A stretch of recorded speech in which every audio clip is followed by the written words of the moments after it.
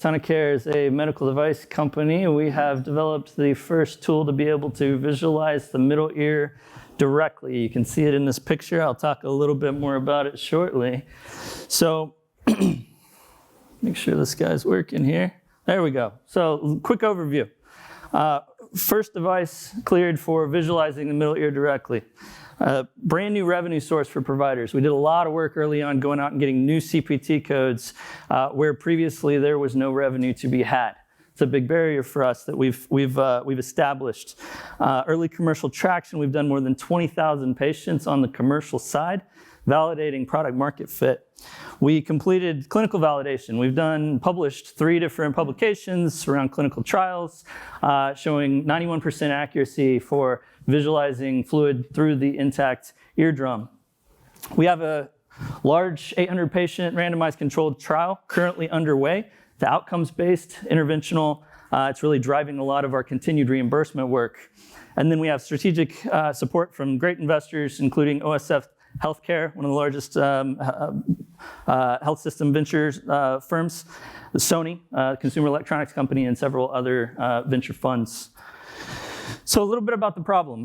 Many of you are probably familiar with ear infections, either through a child's, a son, daughter, niece, nephew. You may have had them yourself. You've all been in to get ear exams with the OtoScope, stick it in your ear.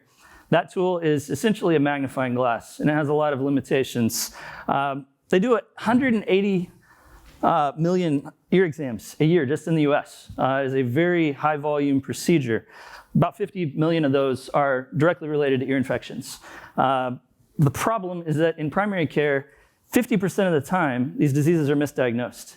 And that's because the otoscope, which has been around for 150 years, does a really poor job. It's essentially just a magnifying glass. You're looking at the surface of something, you really need to see what's behind it. They don't have the information that they need. As a result, there's a lot of overprescription of antibiotics due to overdiagnosis, and also a lot of overuse of tube surgeries, most common surgery in kids. This is a surgery that's done under general anesthesia, about 1 million of them each year. Last statistics I saw published, 7% of all kids get surgery for this disease. That is a wild statistic. So it's a big problem. The problem stems from this. This is the otoscope you guys are all familiar with. You've all seen, you've all had it stuck in your ear. It's been around for 150 years. Its only job is to look at the surface of that eardrum, and then the clinician has to guess at what's going on behind it. What's happening in the background is this middle ear fills up with fluid. That fluid can be clear, it can be full of pus. They need to know, 1, is the fluid present, and 2, what type of fluid is it? Is it clear or is it full of pus? Because that's what drives decisions around diagnosis. Right now, they've got to do all of that based off of an image like this. What can we say about that image? It's obviously red. That's kind of it. I mean, you can take some patient history, but it's extremely subjective. There's another one. Also red. Is this inflammation? Is it infection? What should we do with it, right? That's the big problem. So we still give them these images that they're used to, but then we also overlay a depth image through the eardrum. And this is what it looks like. On the left here, you see a healthy, it's got inflammation, but there's nothing back there, right? That's a case where we don't need to give antibiotics. We don't need to refer for surgery. There's no disease back there. It's inflammation. Inflammation can actually happen because the kid's been crying in the waiting room for the last 10 minutes. It doesn't have to be because of any problem in the middle ear. On the right side, you see a case where there is fluid, and that is an infection. And there's turbid fluid back there. It's purulence, it's pus.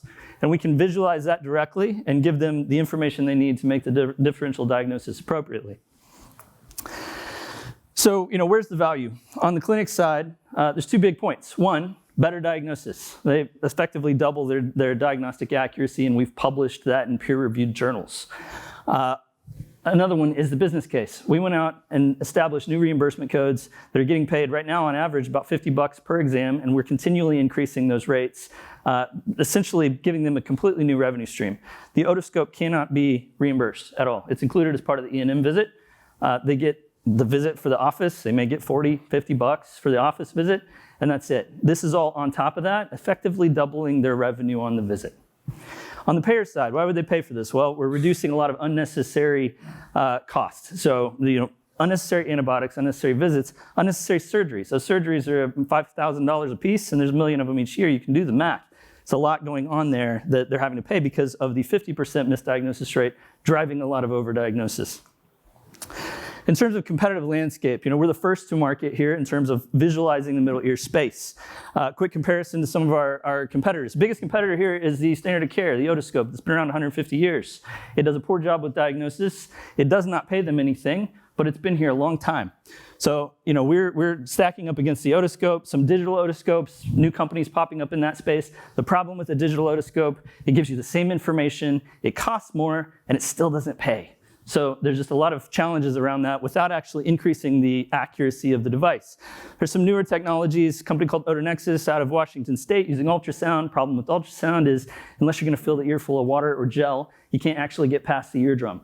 So they're measuring reflections off the surface of the eardrum and then essentially measuring mechanics of the eardrum to infer middle ear health. As far as cost, I put $0 down here. Obviously, we don't give the thing away for free, but I'm pointing out the fact that there is no cost, acquisition cost for them. They're profitable in month 1 because of this reimbursement dynamic. So it's very easy for us to walk in. Their otoscope may be cheap, $500 to $1,000, just have to buy it once. It's never gonna pay for itself. So where are we today? Just a quick recap. FDA cleared, first device on the market in that category, clinically validated, multiple publications with an ongoing RCT, and a new path for reimbursement that we pioneered ourselves. We're the only technology that can build those codes, currently seeing about 35% coverage rate and $50 average payments. Now with commercial payers, we're seeing payments up to $120 on an exam. So there's a lot of opportunity here as we grow that reimbursement. Our priorities for 2024, pretty simple. Complete this clinical trial, knock that out of the park. We're gonna get that completed by the end of the year. We're about a third of the way through it, but it's got a follow-up period as well. And then increase our category 3 coverage rates. We have a category 3 code right now. Those are getting paid at the rates that I mentioned earlier. We're constantly working on getting that increased in terms of coverage rates, new geographies. We've got a team that's led by a woman that's done this for 12 other companies in terms of advancing coverage on category 3 codes as well as converting to category 1. And finally, this year, we're looking for strategic partnerships eventually this is gonna be a distributed product, right? Right now, we are doing direct sales, but this is going to be sold by, a Baxter, Welch Allen, a Medline, a Henry Schein, a McKesson. That's the channel moving forward. So we're looking to establish some of those strategic partnerships this year, as well as M&A for the potential future. You saw in the first slide, I'm the COO. I'm not the CEO. There's good reason for that. Kerry really wanted to be here. He actually tore his patellar tendon, and he's desk-ridden for the next few weeks. So he sends his best. You'll also notice I just shaved off about a 5-inch beard, so if you don't recognize me, that's why. We got a great team. Kerry's an excellent leader. Great folks here across the board, product, finance. Kelly Petrucci, our VP of Health Economics, has done this multiple times with multiple companies, driving the reimbursement on category 3, conversion to category 1 as you grow the market. We've been really capital efficient. We've only raised about $16 million to get us to this point. That's generating new codes, all of the work we had to do on policy, getting to 2 FDA clearances, and now through the first part of commercialization. We're raising $15 million. We have a signed term sheet, and we're expecting a first close on that by the end of Q2. We'd love to talk to anybody about that. We're also entertaining strategic participation and having some of those discussions now. Everybody's got a financial slide. I'm happy to dig through the model that generates this. You see it's got a hockey stick like everybody else. The reason for our hockey stick is that this reimbursement, at some point when we get the coverage passes a tipping point, this becomes just an absolute no-brainer. There's no reason they would not adopt this. So that's really what drives our acceleration in 26 and 27 is the extension of those reimbursement codes and the conversion to Cat 1. Wrapping up, this is the last slide. This is kind of a timeline in terms of the way we're thinking about value inflection. There's an opportunity in early 25 after we complete the clinical trial, driven off of the data that we have from that clinical trial and our coverage. And then in 2026, on the back of the category 1 conversion, which really opens up the entire market, makes it an absolute no-brainer. Happy to talk more. Come see me, talk to me, email me. Let's talk.